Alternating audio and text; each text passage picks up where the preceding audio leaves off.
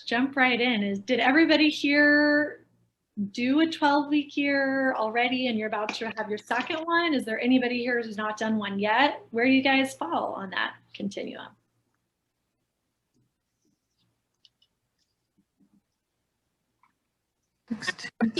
Going to be doing one soon.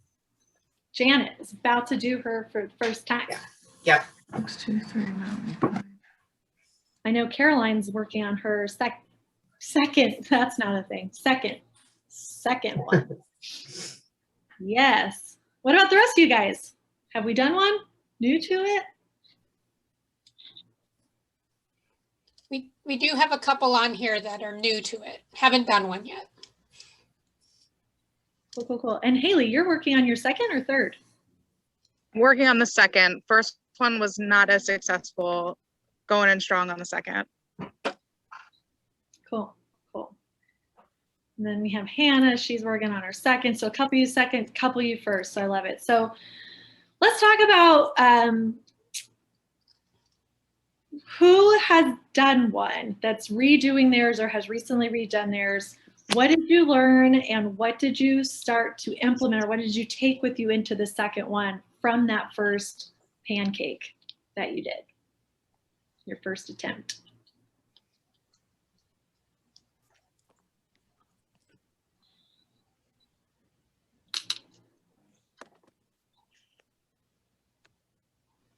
Kelly is like so anxiously waiting for someone to answer this question. I can see the anticipation. She's like, tell me what you learned. Well, I'll talk, I guess, because I did have some learnings, some takeaways. So I had kind of a rough start to the year, personal stuff. So I did a February, March, like an 8-week runway into Q2, which is feeling like a really strong start.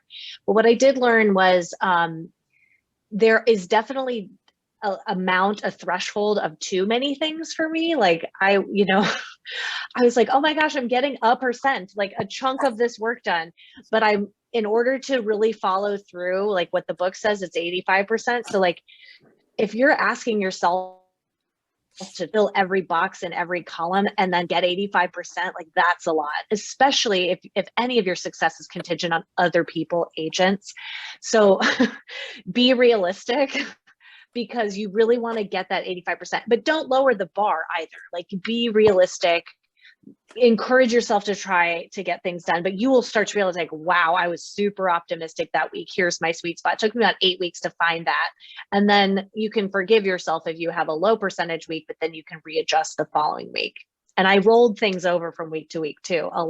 Some things when they started to roll over too much, I was like, this is maybe too big of a category. I need more actionable steps inside that task.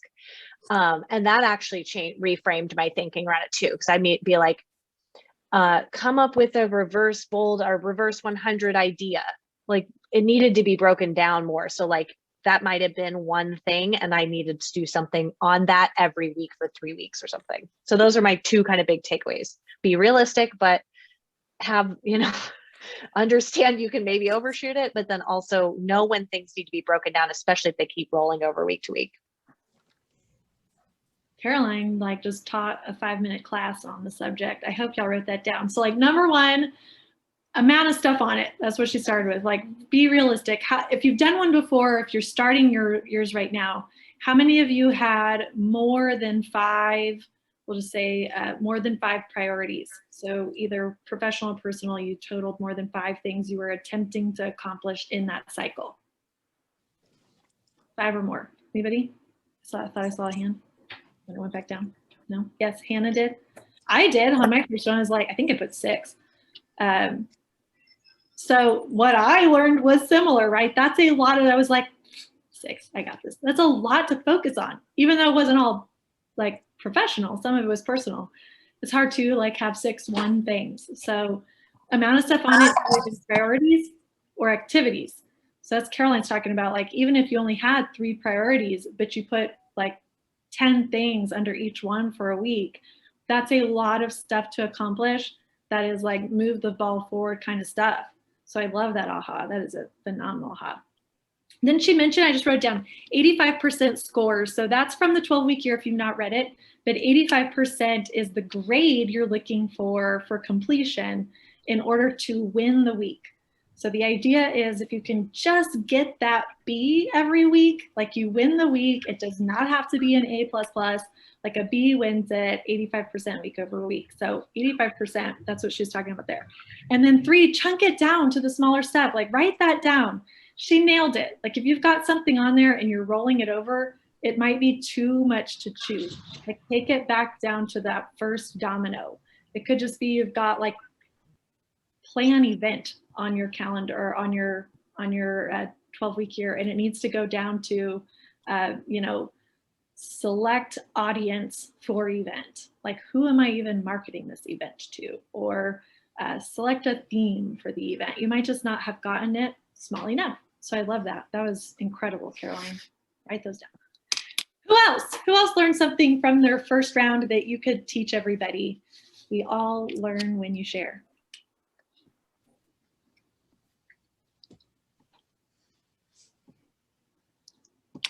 All right, so I got a question. I want to piggyback off of what Caroline shared and then what Megan emphasized, right? Because this is just even my own thinking and experience and journey with using this document. So to the group, when you say chunk it down, so that comes from the strategy, right? We're saying the strategy was too big or the priority was too big. Can you guys clarify that? That's a good question. So when I was talking about it, what I realized is I had my goal, the priority, and then the strategy. The strategy that I had identified was where I started to see it was a little too ambitious. So instead of it being one strategy, it needed to be parts of or tasks. I don't know what smaller than a strategy, tasks. So like 4 tasks to get to that strategic piece, because I noticed it was filled in. And if you are using the Excel spreadsheet, which I liked, it does the math for you. So I started noticing, gosh, that one task is rolling down every week. What would be the subset of a strategy? A task? I would think so. Yeah, I'm not real sure, but I think it's a great. That's like in the box that you fill in, when you're writing down the things that get you to the 85%. That's the thing that activity. The activity was too big. Well, and maybe that's a learning lesson from me, because I looked at this, and maybe that's where the disconnect was at. I looked at this as the strategy is what needed to go into the weeks.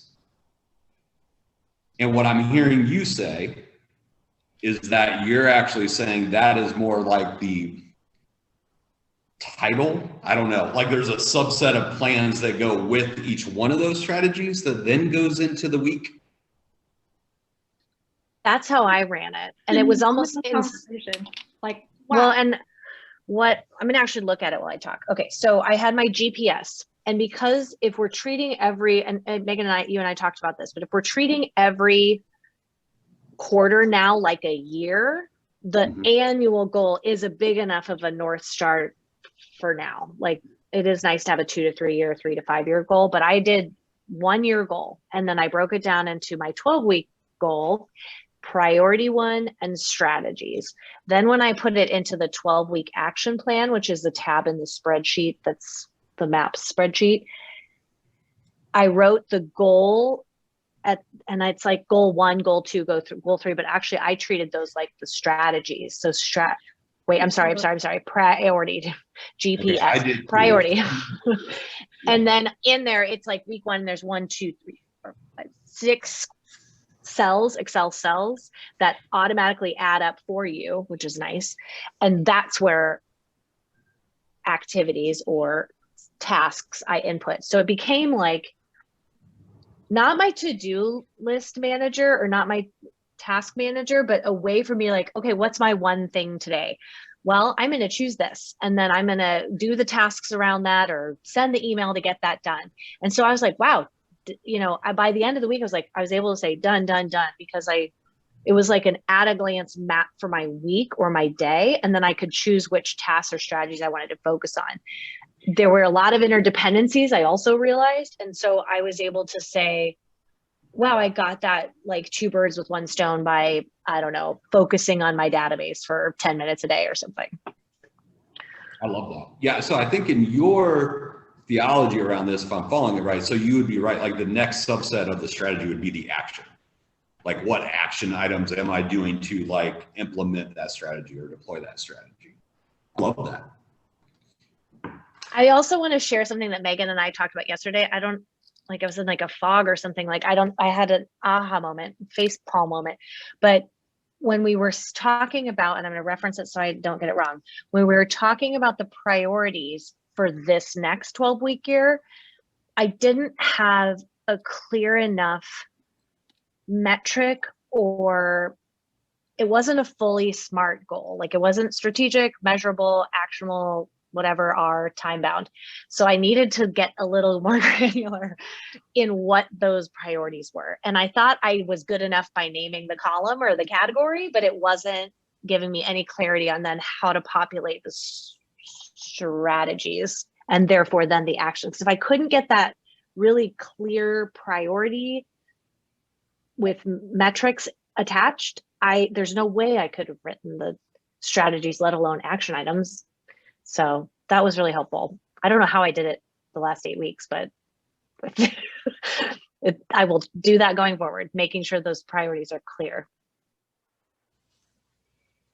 I like, write that down. Just keep your list running. Like the priority has to be SMART. So all of those, specific, measurable, attainable, depending on how you use your results-based and time-bound. And if it's not, you're going to have a harder time coming up with your strategies because it'll be vague. The more specific your priority is, the easier it is to write the strategies to it. So phenomenal. Like, man, Zach, bringing home the questions that get clear. Who else had an aha? I had one. I'll share while you guys are thinking about it. I realized on mine, so I had, I took my 3 top priorities, and when I evaluated, had I moved the ball forward, so, if you've seen the spreadsheet, if not, I dropped it in the thing, you get to like give yourself a quantifiable score. Like I am a 2, I want to be a 9. So in this quarter, I'm going to go from a 2 to a 4, or a 2 to a 3, or 2 to a 9, whatever your goal is in that realm. So I had ranked them. I'd given myself, I want to move it quantifiably to this number. And I did my priorities like, I'm a master GPSer, man. Like I did it all, right? I did it in there. At the end though, I evaluated and I couldn't honestly say that my number 1 priority had moved the ball forward. The number 1 for me, by the way, was spiritual. So I couldn't say that like I had increased my spiritual life by the number I had assigned it that I wanted to. And so, in fact, I couldn't say I'd improved it at all. So then I knew I had chosen the wrong, like the priority was the same, but I'd chosen the wrong strategies. So my strategies were not effective at moving me. So that was great because I didn't keep trying for a whole year using something that was like giving me literally 0 progress. I had the 12-week year aha, right? Like, wow, now I can just water under the bridge, throw those out, write new ones, and analyze, what do I think that I need to do in order to move that priority forward. So that was my aha, was like, wow, that shortened time frame really worked for me to correct something faster than 1 year. I had a similar aha to you, Megan, only it was my priorities that were out of order. So I tend to always put business and job first and then personal after that, and came to the realization by putting personal first and it's personal health first, then everything else was actually better. So if I accomplish this, I actually am better in business, better in job. And like you said, I didn't go a whole year to figure that out, like, right? Yeah. Other ahas that we can learn as we attempt to do if we're doing our second one, or that people who are doing it for the first time can apply as they do their very first round? I think for me, for the 12-week year, taking strategies and putting it into, the 12-week year spreadsheet, just how much easier it is if you get 5 minutes of quiet time, downtime, where it's like, okay, where do I even begin next? I just pull that up and be like, this is what I need to do today, this week. and just, it makes it clear to the point and just easy breaking it down to that simple. I fought it for a while, Girl. and it was so nice this week and even last week. Just like, what do I do today? I've got a whole to-do list of a million things to do. But then I just look there and be like, yep, this is exactly what I need to do. And I did it and it feels good. So, yep. I said it there. Okay. You owned it. You owned it. I love it. Well, and I'll say that I actually was using it pretty consistently, maybe a month and a half ago. And then the last like 2 weeks, because I just relocated across the world and kind of let it fall down. And the last couple weeks, I've also felt a little bit more scattered than I normally, scattered is not a good word, just not as clear, and haven't had as many, I guess I have my 411 and that's obviously a focus, but I feel better when I was following that and when I was using it. So it just taught me, oh, right, this is a tool. It does help. And yes, while it takes, a little bit of time to set up and do, it pays off. So it's reminded me that I need to actually use it because it makes a difference. Well, now we all have to know, where were you and where are you now? I was in Bulgaria and now I'm in Denver. Nice. Yeah. Personal, professional move? Professional. You're in Yeah. Paul's neck of the woods. Something on like time management that I found really helpful is, I'm not sure if anybody else does it, but I felt like I had to touch every priority every day. So like smaller chunks focusing on like a certain priority. But I actually realized that it's a little bit more helpful to just like chunk out, be like, on Monday, I'm going to really focus on this priority. Then on Tuesday on the next one. So I always felt like I had to touch each of them every day, but then, you don't get that amount of time that you really want to dedicate to it. So I'm not sure if anybody else felt that, but I definitely tried to chunk it down and dedicate more larger chunks to things versus trying to touch all of them and only spending a small time being like, I wish I had more time to work on this and now I got to do it tomorrow. So definitely one of the ahas I took away from doing the 12-week. I love that. How can we summarize that? Like, I'm speechless. It was so good. I'm speechless, Sarah. Like spend like time like that. In other words, like if you exercise 1 minute per day, that's good. But if you could exercise like 30 minutes one day, that's probably better. Like depending on what Right. you're Like doing. nobody goes and does like a leg day, but then they're also doing arms right after that. Like people dedicate certain chunks of their days to focus on one aspect of themselves. If you're thinking about like fitness, which I definitely don't do, but I know people focus on like leg days, and nobody's saying I'm going to focus on each of these priorities every single day. So definitely chunking it out to, if you have 3 priorities, do it the first 3 days of the week. And then if there's any that you wanted to go back and touch again or wrap up, then you dedicate, maybe a Thursday or Friday to it. That's awesome. Yeah. So I'm receiving that as time blocking in order of priority. Right? Like that's also what I'm hearing in there, because it's chucking it down, but it's also looking at what time do I have available today? And then what's the one thing I can do from the priority to get it done today? Yeah, especially if you have like one priority, like kind of what Caroline was saying, is like some of them just have a lot of tasks to do. So maybe do that in the beginning of the week. That way, if you don't get to it in the time block that you have towards the end of the week to make that up. But, definitely try and focus on larger chunks and try and touch everything multiple times a day. It can get really overwhelming. So. Yeah, love that. Other lessons from the field? Mine was the importance of accountability groups. So we do a weekly accountability meeting on Wednesdays, and making sure that we follow up with the specific people in our groups. We have 5 groups of 4. So we have a group text going around with the 4 of us, making sure that we know what our goals are and making sure that we're keeping up to date with our 85%. And then selfishly, it also gives us a little bit of a vision into what the agents are doing day to day, week to week. I love that. Like, never underestimate the accountability piece. What is the one thing stat? It's like 85% of your goal is like you're 85% more likely to accomplish your goal when you're held accountable. So those weekly accountability meetings, and then you guys took it the next step further. It sounds like you have like a group that also texts and check in all week long. That's awesome. So it sounds like, tell us more about that. Like, how does the group work? Who's in it? How did you decide? Yeah, so I break out the leadership team amongst the top five groups, or for each group. So at least one of us is in with the rest of the agents. And then every 12 weeks, we're switching it up. So everybody gets a new accountability group to make sure that everybody it builds culture as well. And then we'll meet, we just met for the first time on yesterday, and then started group chats individually with our groups. And then we'll put in our main priorities for the week. And then like every other day we're checking in being like, hey, Tony, have you gotten a chance to go do whatever to the training or whatever it is. That's awesome. So Haley, are you guys in leadership being held accountable in those groups too, or do you have a separate group for leadership? Both.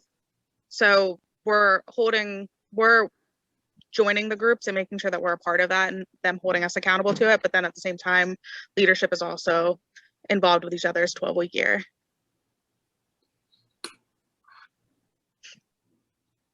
Great question though. Yeah. How many of you are doing some sort of accountability with your group, either as leadership or team members? And what do y'all's accountability look like? How are you doing it? Tell us, Kelly, what you got? We do an accountability call we have a Monday 9 a.m., but then every day at 10, every single day at 10, we just say, what's your one thing? And everybody, that way, like tomorrow we'll go, did you get your one thing done? That's that pressure of, oh my gosh, now everybody knows what my one thing is. I got to get it done. So I pick like the most hideous thing on my list usually because I'm avoiding it. And then I get it done. That's awesome. Yeah, so that's how we do it. Like a daily check-in where you have to report, so you don't want to show up and say no. Did you do it? No. Did you do it? No. Man, that'd be rough. We hardly hear that. They get it done. I love how you pick that thing that you'd probably procrastinate on.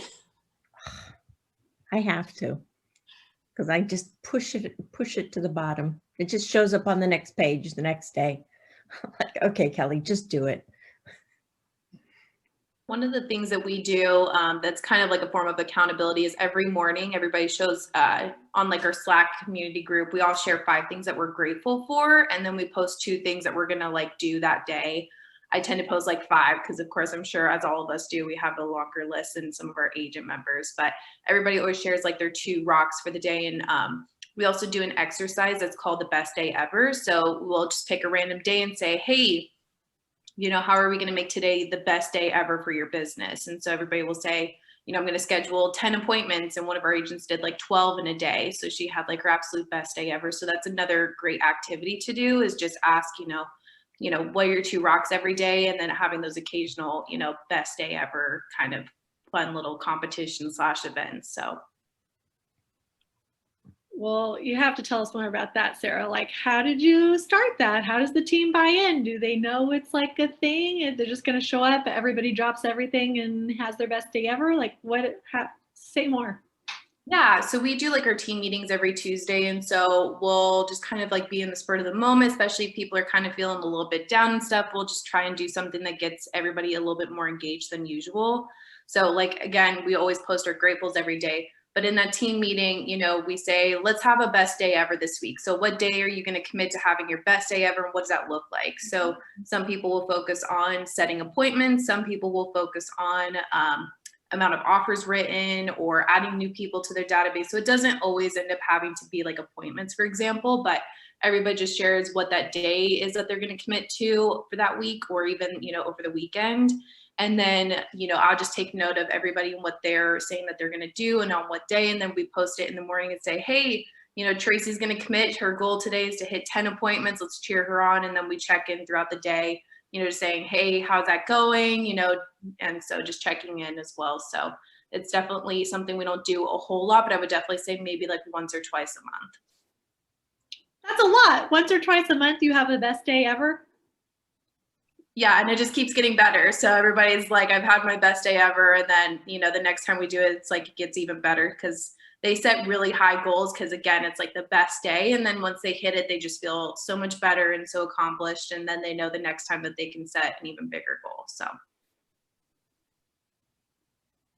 cool. Who else has like a hack or a system or something like that that they're using in the context of goal setting or GPSing that we should all hear about, because that was amazing. And I'm sure some of you guys have stuff like that too.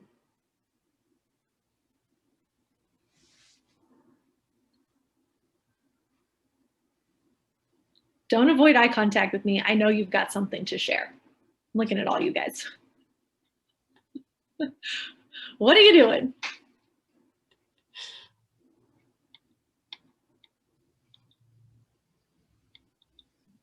What we do is really similar to what Kelly and her team does, in that we have a morning huddle every day. So before we actually start our one thing time.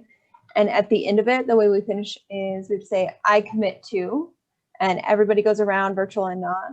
And then we just know that is what this one person is focused on for the day.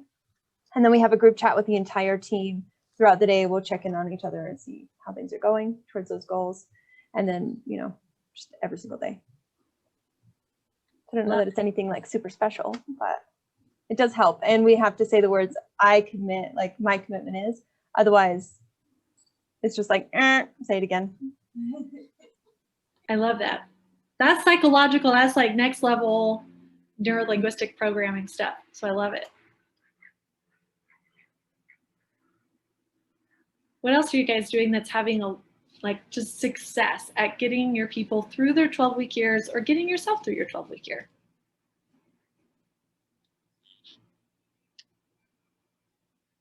Who's coaching their team to this document or to this system? So not just you using it, but your team, you're coaching your team to use it too. Anyone? I see one or two. Who wants to coach their team to it? 2 additional ones, 3. We got Phil. Phil with the thumbs up. So what would you have to see? Like if, let me back that up. When you're doing something amazing, like when you have something great, it's the best thing ever. Maybe you go, you go to the ice cream shop and it's like the most amazing ice cream you ever had in your whole life. You guys tracking with me? Like you have the best of something you have ever had in your whole life. It's the best. What do you do about it?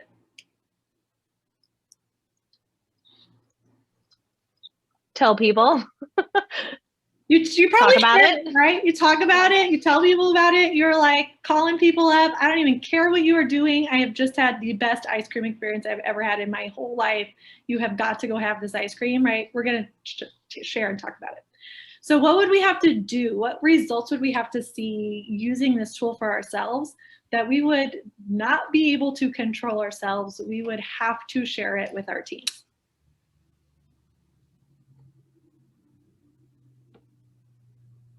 I got 50 listings today. That would be good to share with the team. Paula, you heard that. You write that down for Janet.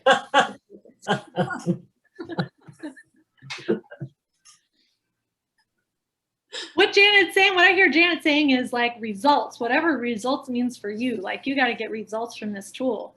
Is there a point to this tool if we're not getting results?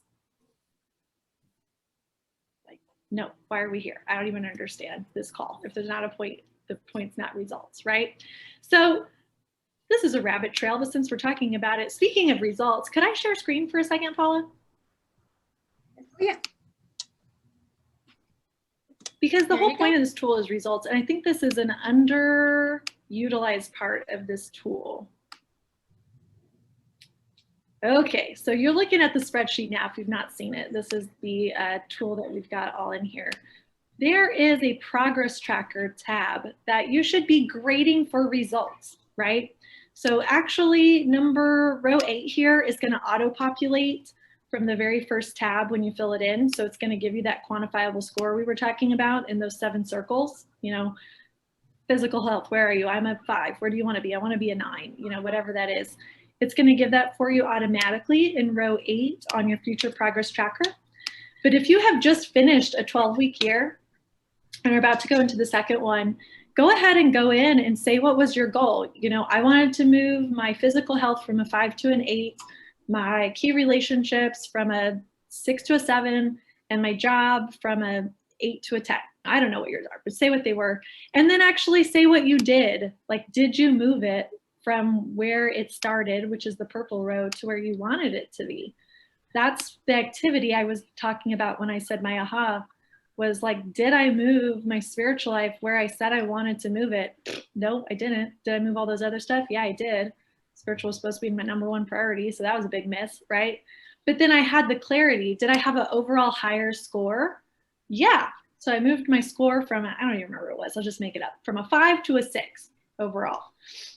Great. You know, I had forward progress. Like, now in the next 12 weeks, what am I going to do? Like, this is the progress tracker. This is the best ice cream tracker, right? If you're going backwards, you're not eating good ice cream. Like, there's something that we need to tweak about using this tool and the way it's benefiting you. If you're going forward, and the faster you go forward, the better the ice cream is, and the more you're going to want to share this tool with the team that you've got. So, yeah, and with the perspective, can you keep sharing your screen real quick, Megan? Sorry. So in what Megan's talking about, like, just right, full transparency, what I've seen with the teams in the miss, like my aha, is that if you go to the GPS, and Megan, if you can click on the GPS tab. So everything we've been talking about, right? Like, even Carolina bringing this up, the biggest miss is, you see the priorities outlined here, they're all work related. And we run it where it's job, job, job, job, and we break all of that down, which gives us a lot of tasks. And then there's no connection to it, to what they're doing this all for. The impact really comes from the aha when you tie in the personal, which is your reality and your vision, right? So for instance, for agents, a lot of agents will talk about wealth building or some things they're doing. Maybe they have physical, personal life, key relationships up higher. That's the impact. So when you think about implementing this, if you allow the GPS to become all prioritized of just job, just that circle, you're going to lose some of the magic that this produces, which is in tying in the personal goals, which then you can grade, like Megan was saying, and showing you on the back side of it, right? Like, that's where it really helps you hold yourself accountable for what we're doing this for.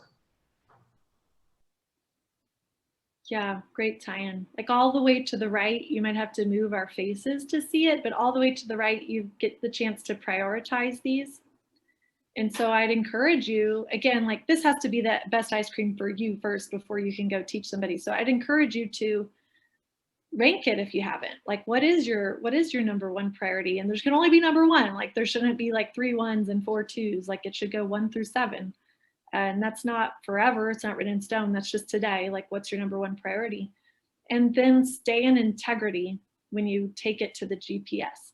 So if your number 1 priority is physical health, that, in my opinion, should stay your number 1 priority on the GPS, because that's an integrity with your actual whole human life. My job didn't even show up until number 3. So my first 2 priorities I chose to keep personal. They were just, at this time of my life, more important. So be honest with yourself, you know, make this the tool that it needs to be in order to have the results you want to have in life.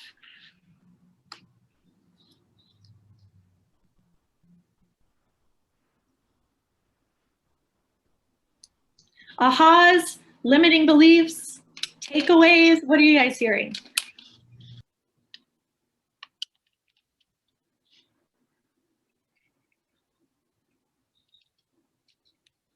Those, I think there was a few other people who are coaching the team to do their own. I'd love to hear how that's going for others.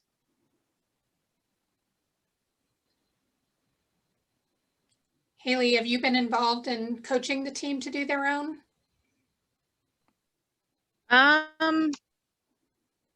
Not specifically weekly. I don't think that that's been a part of our actual coaching calls yet. We have an agent goal tracker, which is like specific numbers, but we're working on kind of implementing that as well. We just did a full week of all of our trainings were revolved around setting the 12-week year. Had a lot of buy-in from people that have time. So like the newer agents on the team, struggling a little bit more with people that are more veteran who definitely have a little less time to dedicate to this. I think something that we need to work on is providing like a little bit more clarity and transparency of like what we've got going on, so then they can learn from that as well.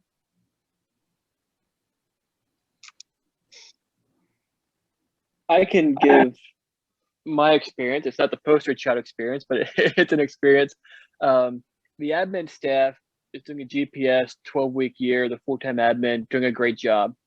For the agents, the GPS, we reference that around goal setting, everything they're doing. And yet half the time I'm doing the 12-week year with them during our one-on-one, like I'm helping them set their goals and priorities for next week. Ideally, I like for them to show up with it done, but more or less we have the form up and we're working it together. So we're taking the steps in that direction, but we're far from there. What I love about that, Phil, is you're meeting them where they are. Like you're taking the tool to them, and that's what they need at the moment. And when we're ready, like we'll coach them to have it prepped first. Absolutely. And the your vision, your reality, right? I'm dropping that, I'm inserting that as, hey, it's something we will do. At some point we're going to make it a mandatory thing, but for now we're just talking about how awesome it is, and hopefully they'll embrace it soon.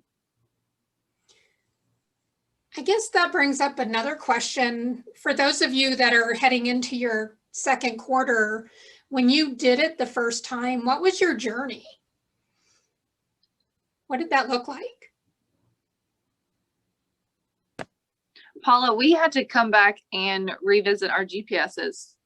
My ops team, my listing manager, and TC, and even kind of myself, just looking, okay, this is too broad. We need to break this down, do the GPS in the 12 weeks, and to make it more specific and just to the point, goal oriented, and break it down. So it's just like, well, what does that mean? I'm not really sure what that meant when I wrote that, and even the listing manager and even our TC, she kind of said the same thing. So just kind of breaking it down real simple to small goals, that are actually achievable. So.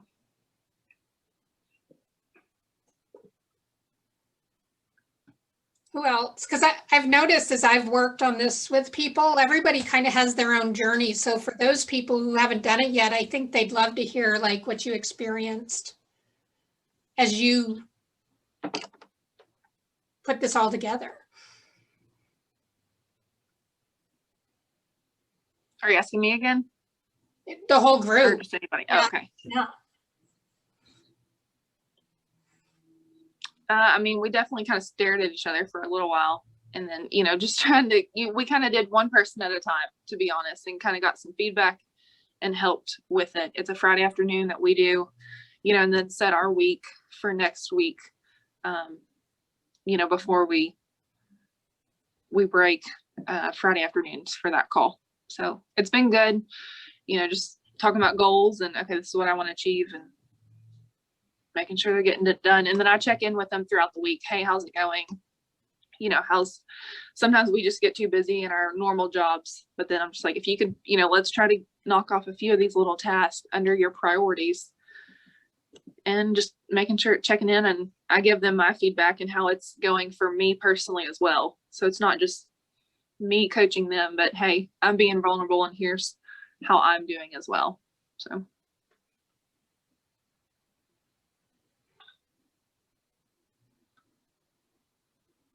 Two small things that are working for me is following what Hannah said there. Yes, I show them mine, and sometimes it's awesome. Sometimes I have mine half complete, but I show them mine, and that really helps them just open up their conversation.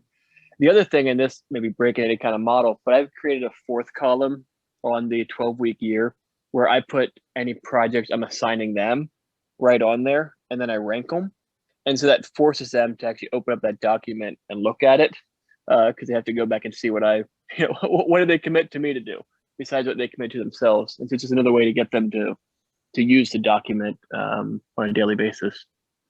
Fascinating. That's an interesting tactic. I like that. I would sometimes in the tasks or activities would write agent, admin, if it was something that someone else was doing, but we were making sure that we got that done and it was my responsibility to prompt that action. But I like the ranking and adding a full column or something on the side. That would be helpful. Like there was a week I was out of town and I really didn't want to be on the computer. So it was like agents had a task, admin had a task, and then something was happening in the background that had already been activated. And so if those things got done, it was like 100% week. But I like that, Phil. That's a great idea.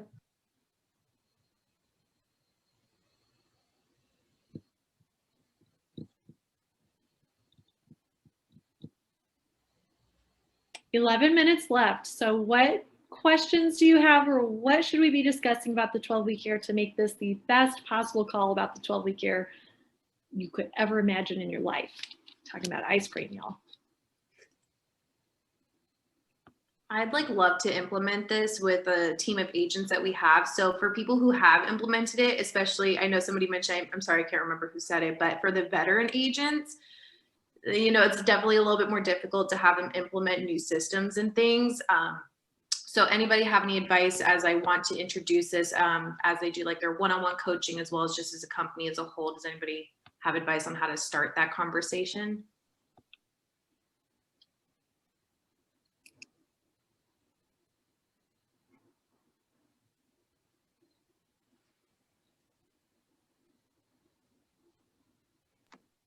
So for us, I would say making sure that our Rainmaker had bought into it 100%. He read the book, he led the calls, he had the vision. And I would also say making sure that you dedicate specific time to actually have those conversations and making sure that it's enough time over a course of X amount of days. So for us, it was over the course of 4 days, to make sure that you have enough time to teach that to them. And for us, we have an 8:30 call 5 days a week. We have a 12 o'clock call 4 days a week and a 4:30 call 4 days a week. So we're always constantly talking about it, and making sure that it stays top of mind for them is really important, because things can they become very forgetful very fast. So Haley, if I did a culture of the 12-week year, how did you do it? How did you go from 0 to a culture? Does that make sense? How did you do that? I think just making sure that everything that we do revolves around it. So we eliminated a lot of the white noise that we had of forming your own personal GPS, forming your own 411 and stuff, and then kind of condensed it all into this one sheet that they have one thing that they can always go to and open up and constantly have on their computer, so it stays in front of them, that they know that, oh, my goal this week was to do 5 social media posts. I've only done 2. I'm not going to hit my goal for next week. I know my accountability group is going to be on me about it. I need to kick my butt into gear. How important were those accountability groups to the culture creation piece, would you say? Huge. We have a very competitive team and a very close team that they don't hold punches. If you're not doing what you say you're doing, then you're going to hear about it.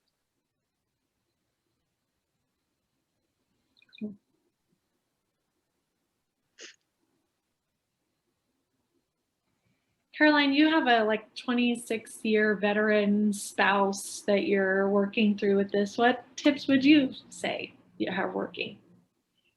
Well, like Haley, I think it's enrollment and buy-in from the Rainmaker. So enthusiasm is one thing and action is a really different thing. So also being married is I try to encourage and support, both in a marriage and a business relationship, but also I think Haley, I haven't done this, but I liked like carving out the time blocking, like at 9 o'clock, we are going to do this together. And then we're going to check on these things at the end of the week. So setting those like one-on-ones with him and me would be a great way to do that. Right now it's sort of on the fly, but I'm getting him onboarded for his first week of the 12-week year this week. And he's really excited about it. And I can hear him in the other room working on one of the things, like having a conversation we talked about him having. So that's good. But it is that little check-in and the support. Even if it isn't like a daily check-in for him, like I use I geek out on the chart, that at the end of the week, the beginning of the week and the end of the week, there's some kind of bookends of like, okay, when are you going to do these things? And how are you going to do these things? How can I support you in your achievement of your goals this week? The time blocking is key though. One of the things I love about Haley's setup too is its team members holding other team members accountable. Awesome. And they're all enrolled. That's the other piece. Like, the Rainmaker sets the energy forward or the momentum, but everyone's got to buy into it. Yeah, and everybody's in a group. So even if like our top agent, like even though he hasn't built out the 12-week year, he's still involved in the conversations. And eventually it's going to click that, wow, this actually is really successful for all of these other people. Maybe I should look into filling one out for myself. Thank you for adding that. I think it's easy to hear someone like you with a team your size talk about that, like, wow, 20 members and they're all bought in. Maybe they're not, but they are all doing the activities the team has structured as a standard weekly accountability meeting. And that's creating a culture of it that people are going to be more anxious to buy into. So that's a great, thank you for pointing out that you don't have 100% adoption, and that's okay. You have 100% attendance at the weekly accountability meeting, and that's what matters.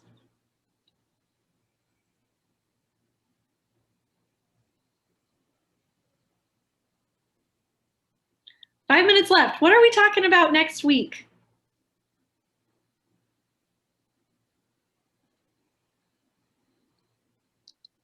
What will help move your business forward? Let's vote. Throw some ideas out. Megan, I guess nobody's having any challenges. Business is running perfectly. I guess we're good to go. Our work here is done. Zach came off mute and I thought, oh shoot, I forgot that we already picked it or something. He's about to tell me what it is.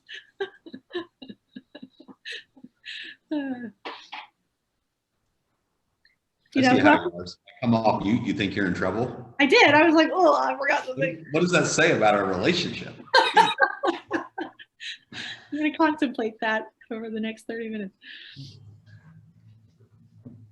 Speak up, guys, because what you guys are here, so you get to control the agenda. Like, what do you want this to be next week? And we'll make it so.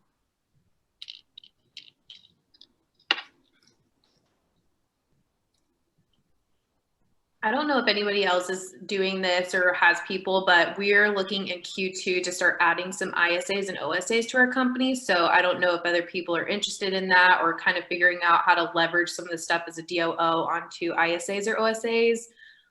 So maybe that could be a topic if other people are kind of circling around the same thing or not.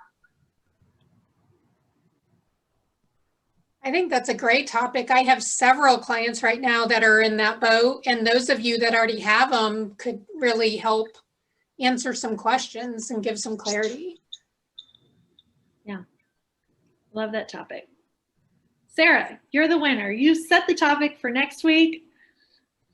ISAs, OSAs, lead coordination. Can we ask a quick question too? Let me add on here. With that, how many people also have showing specialists right now or are considering it? I know one does. One or two. Couple? Yeah. Okay. Maybe we'll do it a separate topic. But I think that would be another good one. I was thinking we can almost combine them on the two and cover, but we could do it a separate topic. I think that would be a good one to cover. So let's do this. If we get through in 30 minutes with the ISA OSA, we can go into showing assistance. And if we don't, we can put that as our next topic in a few weeks. I mean, basically what we're talking about at this point is next week would be level three org model. Showing assistance and lead coordination. Yeah. Okay, let's do it next week. Level 3. Level 3, part 1, maybe part 2. Maybe part 2. Okay, gang. See you then. Thanks for showing up. Go make your ice cream the best ice cream. Share it with your team. Everyone is going to go get ice cream now. You know that. Me too. Bye.